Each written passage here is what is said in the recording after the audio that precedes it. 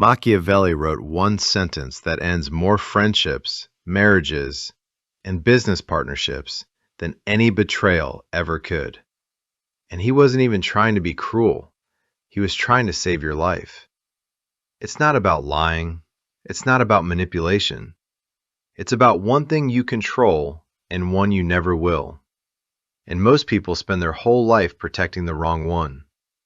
By the end of this video, you'll know exactly which one to protect, and you'll never look at trust the same way again. We'll go through his most important rules, and every single one of these got someone killed, crowned, or ruined in Renaissance Italy. And they're still doing it to people today. Number 8. Perception is the product. Nobody actually knows who you are. They just know what they've seen. That's not an insult. That's Machiavelli's entire theory of reputation. In The Prince, he made a point that still makes people uncomfortable. Everyone sees what you appear to be, but almost no one experiences what you actually are. Most men judge with their eyes, not their hands. And the men who understand that, who manage how they're seen instead of just hoping their character speaks for itself, end up with more power than the ones who are quietly, privately virtuous and say nothing about it. Here's what that looks like today. Think of the coworker who never actually finishes anything early, but always sounds calm and in control in meetings. Promotion goes to them. Meanwhile, the person grinding quietly in the background, doing the real work, gets passed over because nobody saw it. Not because it didn't happen, because it wasn't performed. That's uncomfortable, but it's not cynicism. It's information. If you're only ever good in private, Machiavelli would say you've built a house with no windows. Nobody can invest in what they can't see. Here's the move. Stop assuming competence speaks for itself. Let people see the receipts. Not bragging, just visibility. But appearances only buy you time. Because eventually, life tests whether you're willing to back that image up with something people don't expect. And Machiavelli had a very specific, very cold answer for what happens next. Number 7. Calculated cruelty. The kindest thing you can do to someone is sometimes the fastest bad news you can give them. Sounds backwards. It isn't. Machiavelli studied this obsessively. He watched rulers who tortured their people slowly, one small cruelty at a time, and rulers who did whatever damage was necessary once, immediately, and then stopped. His conclusion was blunt. Injuries should be done all together, because pain that's stretched out is tasted every single day, and pain that's delivered all at once is over. The slow method doesn't spare people. It just spreads the wound out so it never fully closes. Watch how this plays out with layoffs. The company that announces cuts in one clean, direct hit, painful but done, gets through it. The company that lets rumors leak for 3 months, drips out, maybe, maybe not, watches trust rot from the inside. Same decision, a completely different amount of damage, just from how long it took to land. Same thing in relationships. The "it's not you, it's me" slow fade is not kindness. It's cowardice wearing kindness as a costume. A clean, direct ending, however hard, is the actual mercy. Next time you're dreading delivering bad news, ask yourself, am I protecting them by softening this? Or am I just protecting myself from the discomfort of saying it once?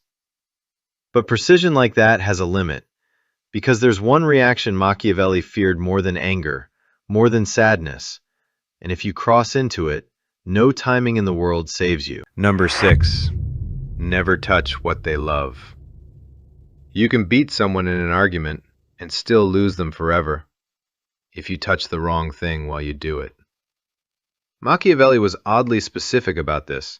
He said a ruler can be tough, even harsh, and still hold power, as long as he avoids one trap: taking what belongs to people, their property, their family, what's theirs. He wrote that men will forgive you for killing their father before they'll forgive you for taking their inheritance. Because loss like that isn't remembered as politics. It's remembered as personal. And personal hatred doesn't fade. It waits. Here's where you've probably seen this without naming it. Two coworkers disagree on a project. Fine, that's normal. That blows over. But the moment one of them takes credit for the other's idea in front of the boss, that's not a disagreement anymore. That's a wound. People will out-argue you and still respect you tomorrow. Take something that's theirs, their effort, their name on the work, their sense of "I earned this," and you've made an enemy for years, not a rival for an afternoon. Here's the filter. Before you win a moment, ask what you're actually taking to win it. Being right rarely costs you. Taking credit always does. Staying safe from that kind of hatred is smart. But Machiavelli didn't think safety was something you wait around for. He thought there was a way to get ahead of it entirely, by preparing for disasters that hadn't even happened yet. Number 5. Build the dike before the flood. Bad luck is usually just the bill for prep work you skipped 6 months ago. Machiavelli didn't think fortune was fake. He thought it was real, and roughly in charge of about half of what happens to you. He compared it to a violent river. When it floods, it destroys everything in its path, and people run for the hills and call it fate. But he pointed out something most people conveniently ignore. That same river is manageable if someone builds dikes and channels before the water rises. The flood isn't the failure. The empty riverbank is. Look at how this shows up right now, today, in something boring. Savings. The person with 3 months of expenses set aside isn't lucky when they lose a job. They're just not underwater. The person with 0 cushion isn't cursed. They just never built the dike. Because the sky was clear and building felt unnecessary. Same storm, 2 very different mornings after, and it was decided months before the rain even started. The practical move is this. Stop waiting for a crisis to tell you what to prepare for. Look at your life right now while everything's calm and ask, what's the one flood I'm not ready for? Build for it while it costs you nothing to build. But even the best prepared person still can't do everything themselves. At some point, you need someone else to take a risk on your behalf. And Machiavelli had a genuinely cold-blooded strategy for exactly that. Number 4. Someone else's hands, your clean name. The person who cleans up the mess and the person who made the mess in the first place are usually the same person. They just planned it that way. This one's not theory, it's a true story Machiavelli watched unfold. Cesare Borgia took over a lawless region called the Romagna and needed it pacified fast. So he installed a brutal enforcer named Ramiro de Orco to crush the chaos with an iron hand. It worked, order came back. But the people hated Ramiro for how he did it. So Borgia had him executed in the public square, and left his body on display. Overnight, Borgia went from the man who unleashed the monster to the man who saved us from the monster. He engineered both the cruelty and the relief from it, and kept his own hands clean the entire time. You've seen a quiet version of this at work. A manager lets an aggressive hatchet hire push through unpopular changes and take all the heat for it, then quietly moves them out and gets credit for fixing morale. The damage and the rescue, both scripted by the same person. The lesson isn't be Cesare Borgia, it's recognition. When a conflict conveniently resolves and someone conveniently gets to be the hero, ask who benefited from the mess existing in the first place. But delegating dirty work only works if you actually have power to delegate. And Machiavelli was ruthless about where real power comes from, and where it very much does not. Number 3. Never rent your power. If your strength depends on someone else showing up, it was never actually yours. It was a favor, and favors get revoked. Machiavelli spent an entire section of The Prince warning against mercenary armies, soldiers you pay to fight for you instead of raising your own. His reasoning was simple. Mercenaries have no reason to die for you. They're loyal to the paycheck, not the cause. And the moment a better offer shows up, or the fighting gets real, they disappear or turn. He said relying on paid outside force is worse than having no force at all, because it gives you the feeling of security without the substance of it. And false security is more dangerous than obvious weakness, because you don't prepare for a collapse you don't think is coming. Translate that to now. Picture the freelancer whose entire income comes from one client, or the employee whose only real leverage is being well-liked by a boss who could leave tomorrow, or the creator whose whole audience lives on one platform that can change its algorithm overnight. None of that is owned. All of it depends on someone else's continued cooperation. And that kind of security gets pulled exactly when you need it most, never before. So take inventory. What part of your security depends entirely on someone else continuing to say yes?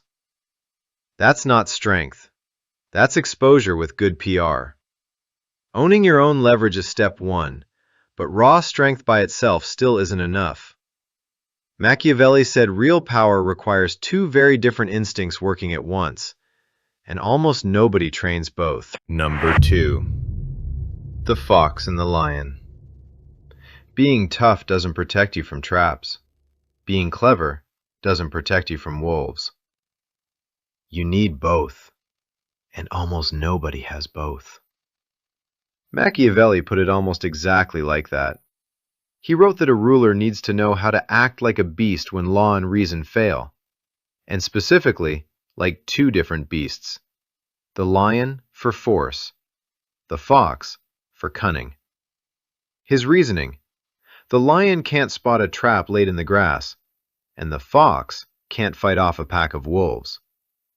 Pure strength walks straight into snares it never sees coming. Pure cleverness gets overpowered the second someone stops playing by the rules. He wasn't saying, be strong or be smart.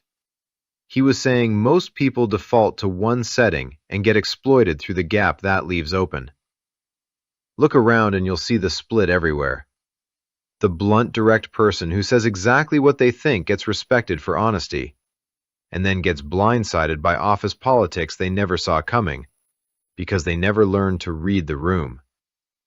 Meanwhile, the smooth operator who reads every room perfectly folds instantly the moment someone actually confronts them head-on. Neither one is safe. They're just vulnerable in different directions. So ask which one you are. In a conflict, are you the one who sees it coming, or the one who can survive it once it arrives? Real security needs both switches. The fox and the lion will get you through almost anything life throws at you. But underneath both of them, Machiavelli buried one idea so simple it's almost embarrassing. And once you hear it, you won't be able to unsee it in every relationship you have. It's next. Number 1. Protect what you control, not what you hope for. Here's a sentence that will change how you see every relationship in your life. Love is a gift someone else can take back. Fear of consequences never is. Machiavelli wrote the most famous line in the entire book right here, and people misquote it constantly. He didn't say be cruel. He said this: it's safer to be feared than loved if you can't have both. Love is held together by gratitude, and gratitude is fragile. People break it the instant it's inconvenient for them. Fear, in his sense, is different. It's real respect for consequences, and it doesn't rely on anyone's mood. It doesn't need their gratitude to survive. It just holds. His point wasn't about ruling with terror. It was about where you build your foundation, on something you control, or on something you're begging someone else to keep feeling. Think about the relationship where you kept giving, assuming the other person's affection would naturally hold up its end. And it didn't. Not because they were evil, but because it was never actually guaranteed. It was resting on their willingness, and willingness runs out. Compare that to the boundary you set once, clearly, that people simply don't cross. Not because they adore you, but because they respect the consequence of crossing it. One of those survives a bad week. The other doesn't. So here's the audit. Look at every place you feel secure right now. Your job, your relationship, your reputation, and ask, is this secure because of something I built, or because someone hasn't changed their mind about me yet? Because that answer is the difference between power and permission. Here's the truth. Machiavelli wasn't teaching cruelty. He was teaching self-protection. Every principle we covered is really the same instinct. Control what's actually yours to control, and stop depending on other people's feelings to keep you safe. Your name, your work, your peace. Same rules as his prince, just a smaller kingdom. So ask yourself one question. What part of your life right now depends on someone else's goodwill to stay standing? Fix that first. Which principle hit hardest for you? Drop it in the comments. Like and subscribe if you want more of history's sharpest minds decoded to help you thrive.